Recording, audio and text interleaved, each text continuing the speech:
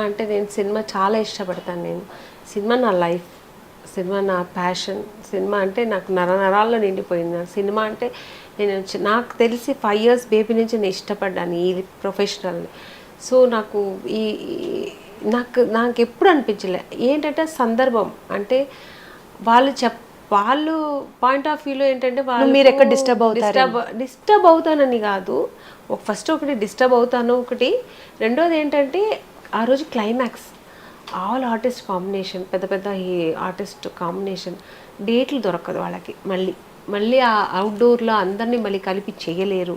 So వాళ్ళ problems అది ఉంటుంది. ప్రొడ్యూసర్గా ఆ పాయింట్ ఆఫ్ వ్యూలో ఆలోచిస్తే అది కరెక్ట్, కానీ నా పాయింట్ ఆఫ్ వ్యూలో నాకు అది చాలా పెద్ద లాస్ కదా లైఫ్లో. అది. కానీ వాళ్ళు ఏంటంటే నాకు చెప్తే బాగుండేది అనిపించింది. ఒకవేళ వాళ్ళు ఏమనుకుంటే చెప్తే ఈ అమ్మాయి ఆగదే వెళ్ళిపోతుందని వాళ్ళు భయపడ్డారు. నిజంగా ఆగేదాన్ని కాదులేండి, ఎందుకంటే మా నాన్న కదా నాకు చాలా ఇష్టం.